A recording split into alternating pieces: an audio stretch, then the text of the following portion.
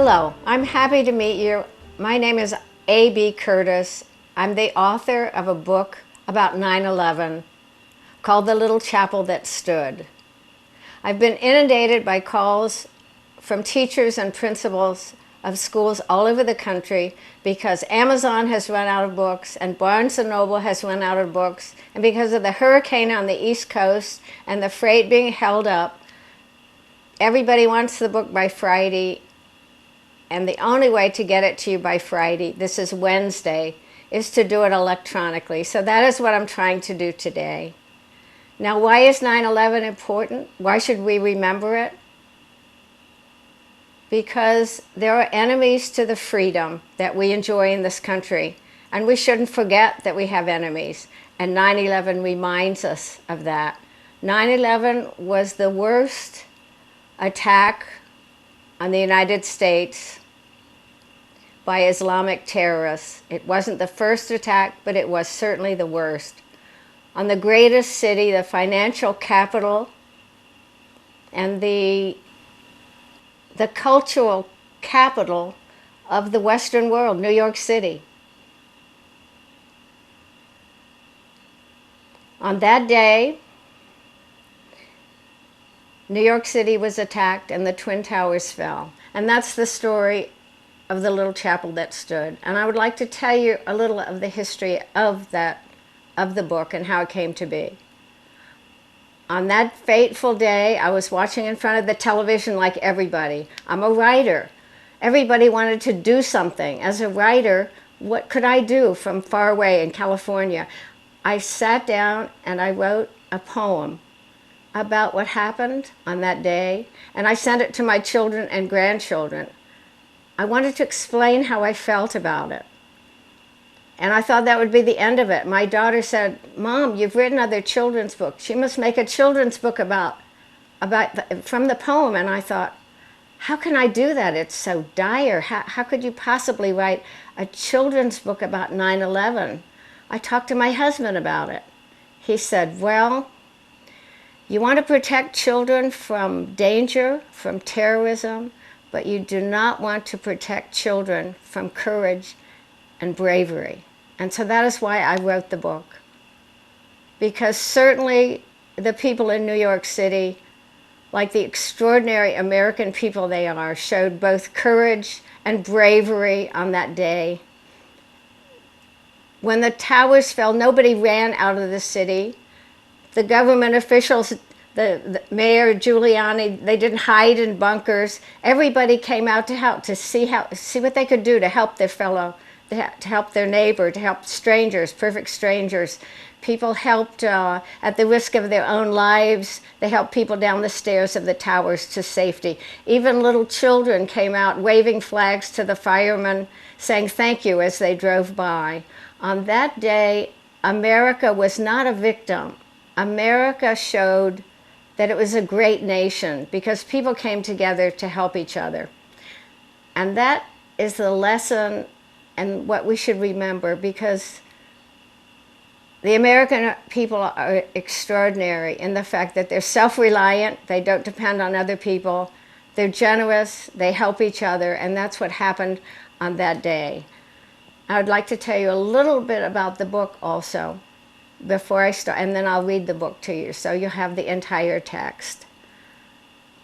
The book was declared, came out in 2003, it was declared a historic artifact by Duquesne University. The researchers went around to different schools and asked questions about 9/11 from the school children. They left the book and came back and asked another series of questions, and after the children read the book, they answered the questions less about the death and destruction of what happened on that day and more about the courage and bravery of the American people. It was also instrumental in, it was inspired a New York City school teacher to form an organization called Youth USA to teach the founding documents and the Constitution and the principles of capitalism to all the schools in New York City. And the third thing that happened that was very unusual for a book, it was the subject of a doctoral thesis, as I said, And the researchers found that the children, after reading the book, talked about 9/11 less in terms of death and destruction and more in terms of the courage and freedom of the American people. And the last thing that happened is that this book was read to the jury in the life and death trial of the 20th hijacker, Zacarias Moussaoui. And I happened by happenstance to meet the author, not the author, the lawyer in charge of the defense of Zacarias Moussaoui. And I said, why on earth would you read a children's book in a life and death trial? And he said, well, I'll tell you why. I knew that he would be found guilty, but I thought the best I could do for him was to get life instead of death. And your book is what allowed me to accomplish that. I thought, well, in the first place, do I want to save the life of a terrorist? I'm not so sure. Do I? I said, well, can you explain to me, you know, what it was about the book?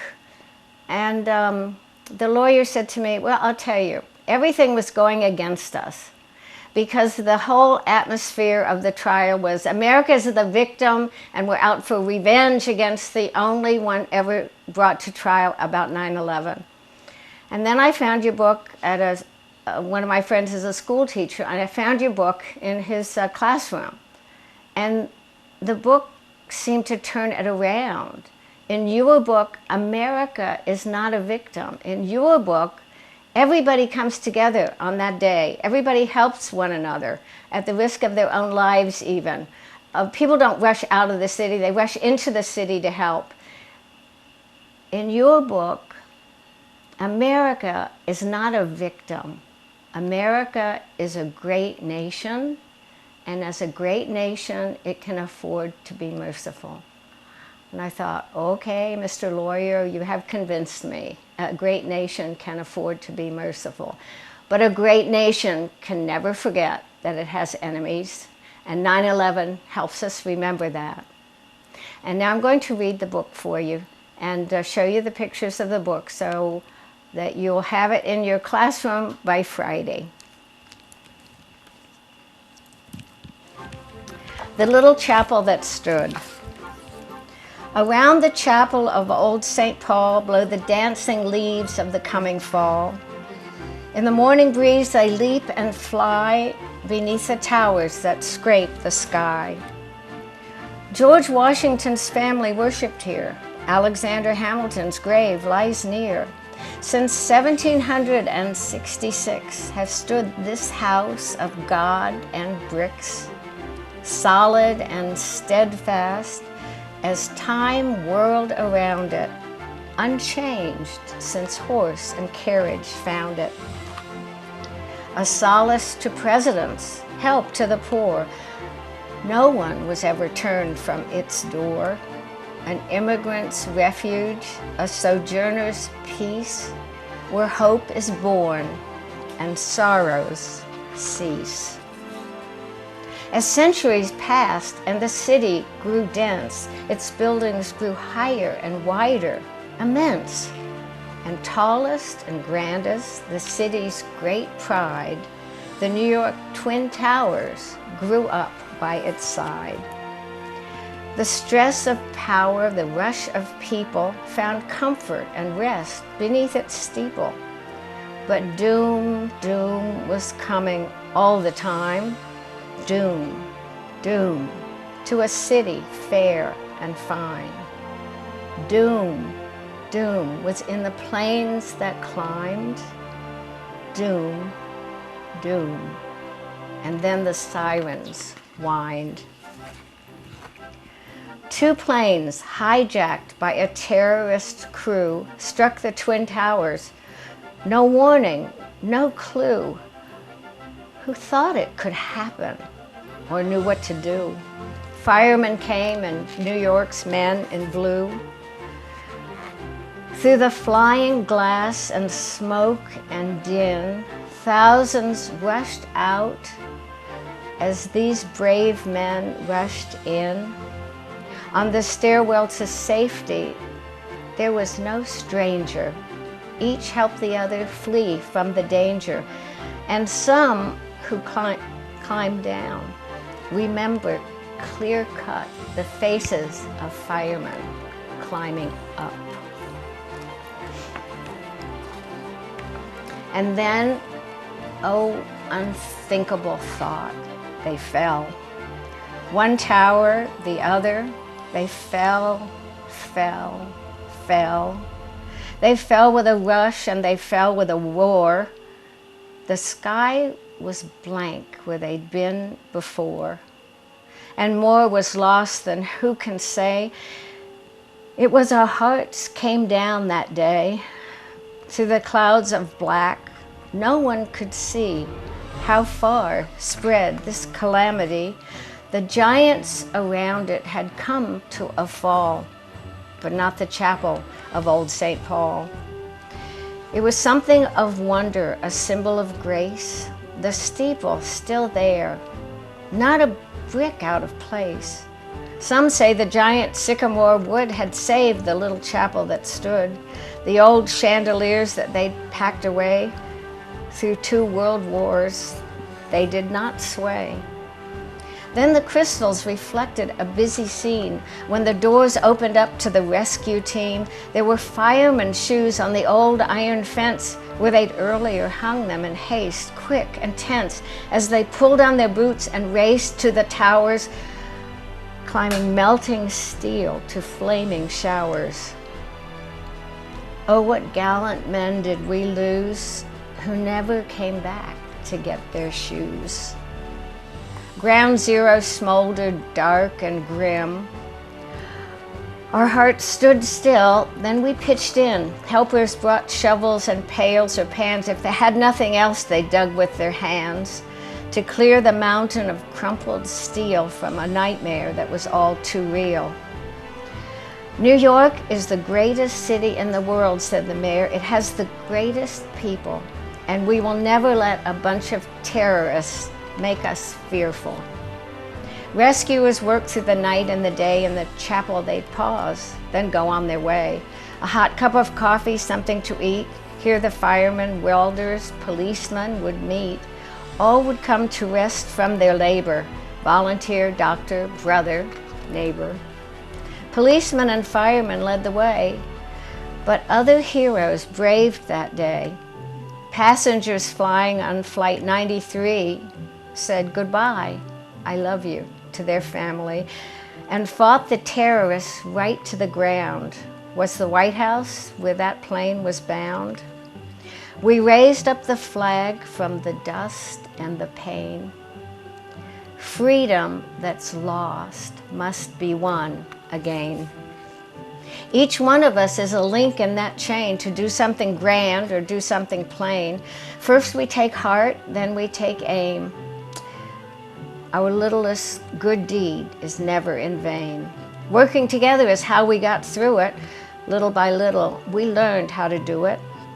It's nice to be big, and it's nice to be tall, but sometimes being little doesn't mean being small. Just like the chapel of Old St. Paul. Hear the bells of freedom and what they say.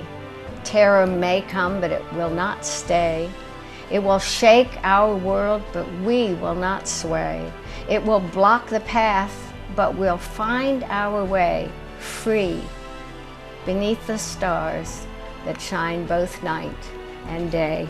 And of course, these are the stars that shine both night and day.